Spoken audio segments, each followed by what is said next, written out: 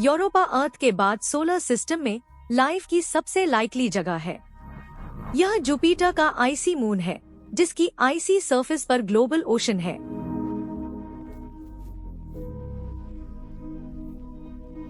अर्थ पर जहां पानी है वहां लाइफ है। तो हम समझना चाहते हैं, क्या यूरोपा भी ऐसी जगह हो सकती है जहां आज लाइफ मौजूद हो? 3, 2, 1, लिफ्ट ऑफ।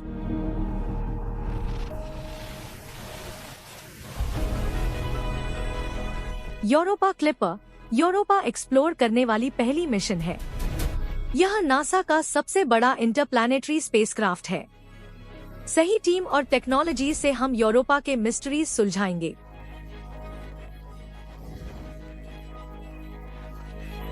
यूरोपा क्लिपर से हमें जो तस्वीरें मिलेंगी वे हमें हैरान कर देंगी। इतनी मॉन्यूमेंटल चीज के लिए आप एक्साइटेड क्यों नहीं होंगे? Welcome to NASA science live.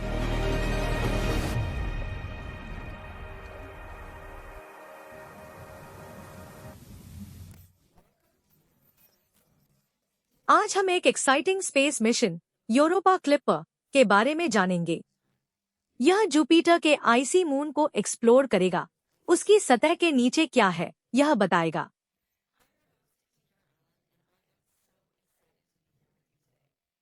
सबसे अच्छी बात, आज आपकी बात होगी।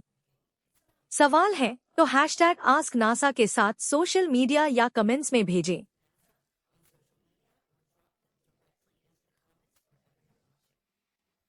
इस मिशन को यूरोपा खास बनाता है।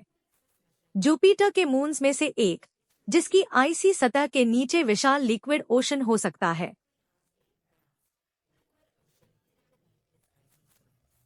यूरोपा क्लिपर स्पेसक्राफ्ट इस मिस्टीरियस मून तक जाएगा, यह जानने की क्या यूरोपा में जीवन के लिए सूटेबल कंडीशंस है। आज नासा से 2 इनक्रेडिबल गेस्ट्स हैं, जो मिशन को संभव बना रहे हैं।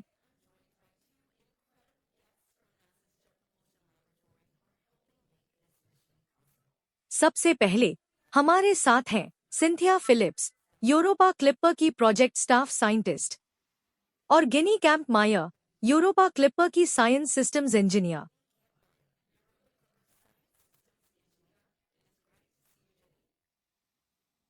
अपने नासा रोल्स के बारे में बताएं। मैं यूरोपा क्लिपर मिशन पर एक प्रोजेक्ट स्टाफ साइंटिस्ट हूं और मेरा काम प्रोजेक्ट साइंटिस्ट और साइंस टीम की मदद करना है ताकि मिशन अपने टॉप लेवल साइंस गोल्स और ऑब्जेक्टिव्स को पूरा कर सके।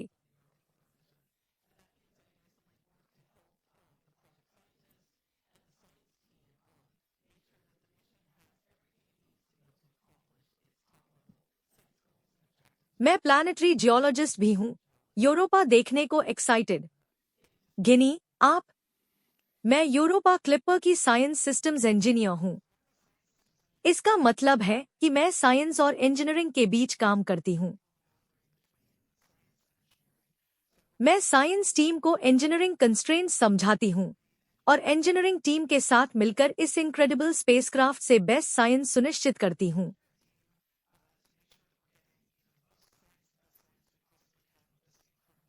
प्रोजेक्ट के 2 साइड्स को क्लोजली साथ लाना मेरा काम है। नासा जेपीएल में आपके साथ दिन बिताया, जहां यूरोपा क्लिपर बना। आपकी मिशन रोल जानने नासा की बिहाइंड द स्पेसक्राफ्ट सीरीज के लिए। इस स्पेसक्राफ्ट से ह्यूमैनिटी चेंजिंग साइंस करना सरियल है। मैं गिनी कैंपमेयर हूं, यूरोपा क्लिपर पर काम करती हूं, साइंस फिक्शन को साइंस रियलिटी बनाने में मदद करती हूं। यूरोपा क्लिपर नासा का फ्लैगशिप मिशन है, जुपिटर के मून यूरोपा को एक्सप्लोर करने वाला। यह हैबिटेबल एनवायरनमेंट के लिए सोलर सिस्टम का सबसे प्रॉमिसिंग कैंडिडेट है। इसे बनते देखना इनक्रेडिबल है।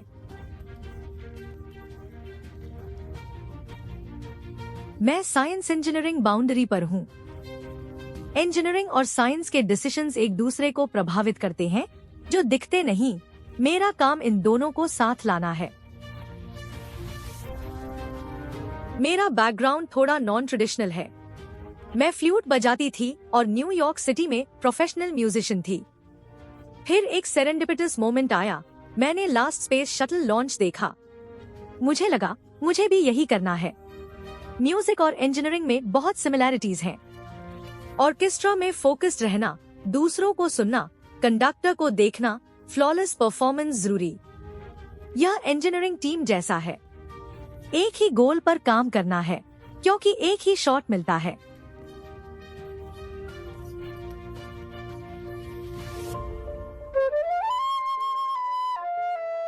मैंने म्यूजिक इसलिए पढ़ा क्योंकि इंजीनियरिंग प्रोग्राम में अकेली महिला थी, इंटिमिडेटेड महसूस करती थी। उस अनुभव से लगा मैं फिट नहीं होती, ये काम नहीं कर सकती। इसलिए मैं स्टूडेंट्स और ग्रुप्स के साथ काम करती हूँ, ताकि उन्हें बता सकूं कि स्टीरियोटाइप में फिट न हो तब भी उनकी यहाँ जगह है। मैं आपके रेपर्टोयर के लॉन्च का इंतजार नहीं कर सकती। इसे जुपिटर जाते देखना अनफॉरगेटेबल एक्सपीरियंस होगा। बहुत कूल। मिशन बनते देखना इम्प्रेसिव है। दर्शकों के लिए बिहाइंड द स्पेसक्राफ्ट के और एपिसोड्स देखने आप go.nasa.gov यूरोपाक्लिपर्प्स पर जा सकते हैं। नासा ने यूरोपा पर स्पेसक्राफ्ट क्यों भेजा, इसके डिटेल्स देखते हैं। सिंथिया, अर्थ पर लाइफ के लिए कुछ इंग्रेडिएंट्स चाहिए। साइंटिस्ट्स क्यों सोचते हैं कि ये यूरोपा पर भी हो सकते हैं, बताएं। यूरोपा जुपिटर का मून है। इसकी आइस लेयर के नीचे लिक्विड वाटर का विशाल ओशन है। अर्थ के सभी ओशन से ज्यादा पानी है। वाटर लाइफ का मुख्य इंग्रेडिएंट है। लाइफ अर्थ पर लिक्विड वाटर पर निर्भर करती है। जहां भी अर्थ पर पानी मिला, वहां लाइफ मिली। इसलिए वाटर लाइफ का की इंग्रेडिएंट है।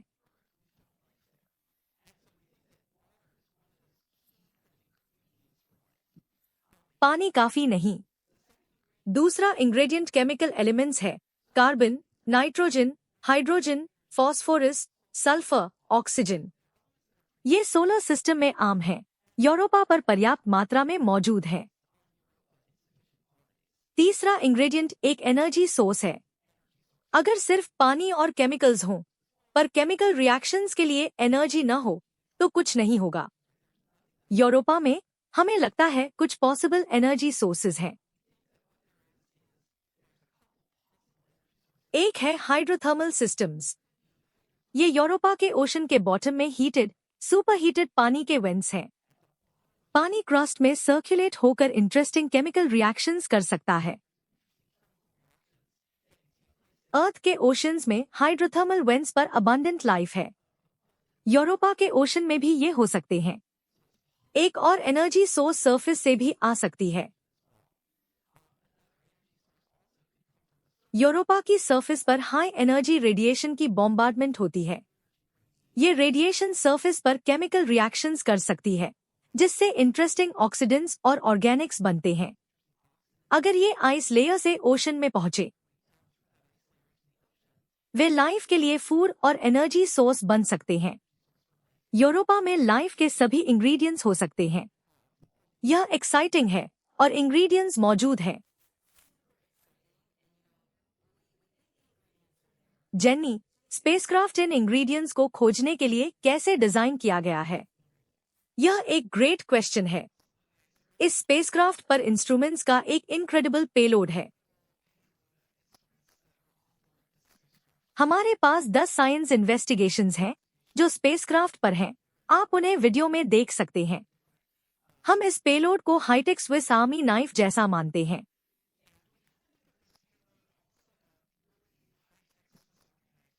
जो यूरोपा को स्टडी करेगा। इन 10 पर डिटेल में बात करने का समय नहीं। हम इन्हें 2 ग्रुप्स में बांटते हैं। इमेजर्स यूरोपा की सरफेस की इमेजेस लेंगे।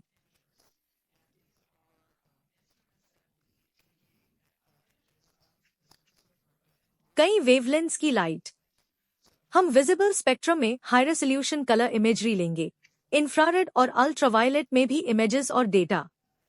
हमारे पास एक थर्मल इमेजर है जो हाईटेक नाइट विजन गॉगल्स जैसा है, जहां हम सरफेस पर गर्म जगह देख सकते हैं जहां आइस से पानी ऊपर आया हो। ये हमारे इमेजर्स हैं। फिर फील्ड्स और पार्टिकल्स इन्वेस्टिगेशंस के लिए एक्सपेरिमेंट्स का एक सेट है। ये स्पेसक्राफ्ट के एनवायरनमेंट के आसपास की चीजों को मेजर करेंगे। कुछ गैस, डस्ट और पार्टिकल्स मेजर करते हैं जो यूरोपा की सरफेस से निकलकर उसके ग्रेविटी फील्ड में ट्रैप्ड हो सकते हैं।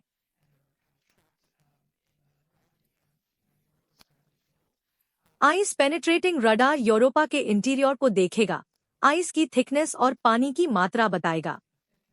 फिर प्लाज्मा फील्ड्स मेजर करने के लिए इंस्ट्रूमेंट्स का सेट है। यूरोपा के मैग्नेटिक फील्ड्स और ग्रेविटी फील्ड्स को समझना यूरोपा के अंदर, सरफेस पर और मून के आसपास के एनवायरनमेंट को जानना हमें पूरे मून को कैरेक्टराइज करने में मदद करेगा और यह समझने में कि क्या यह हैबिटेबल जगह है। यह सुनकर अद्भुत है। हम इंग्रेडिएंट्स पर बात कर रहे हैं, पर सिंथिया, क्या यह स्पेसक्राफ्ट यूरोपा पहुंचकर लाइफ खोजेगा? यह इस मिशन का एक की सवाल है। इसका जवाब थोड़ा कॉम्प्लिकेटेड है।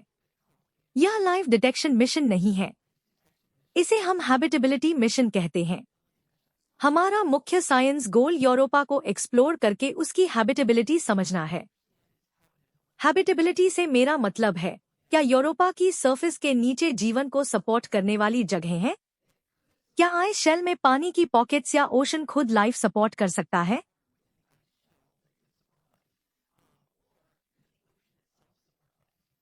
यूरोपा क्लिपर यही करेगा।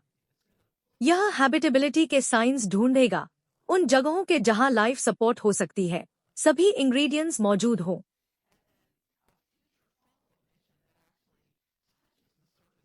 जैसे लैंडा, आपको लाइफ डिटेक्शन के लिए ऐसी मिशन चाहिए।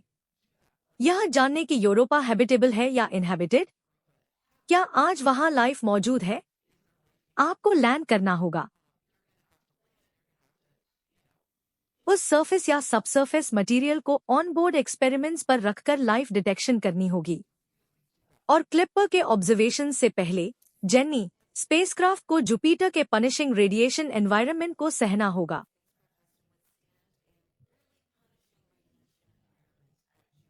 यह किससे जूझ रहा है? क्या यूरोपा क्लिपर तैयार है? हाँ, बिल्कुल। वहां इंटेंस रेडिएशन एनवायरनमेंट है। जुपिटर रेडिएशन का बड़ा सोर्स है। मैसिव मैग्नेटिक फील्ड्स उसे प्लैनेट के पास फंसाते हैं। यहां आप उसका कूल एनिमेशन देख सकते हैं। यूरोपा उन मैग्नेटिक फील्ड्स के अंदर इंटेंस रेडिएशन एनवायरनमेंट में ऑर्बिट कर रहा है। रेडिएशन और सेंसिटिव स्पेसक्राफ्ट इलेक्ट्रॉनिक्स साथ नहीं चलते। इस एनवायरनमेंट के लिए बहुत तैयारी की। यह सोलर सिस्टम में स्पेसक्राफ्ट भेजने की सबसे इंटेंस जगह है। सेंसिटिव इलेक्ट्रॉनिक्स वॉल्ट में रखते हैं। वॉल्ट स्पेसक्राफ्ट का एक हिस्सा है। यह एक बड़ा क्यूब है जिसमें हार्ड ड्राइव्स, फ्लाइट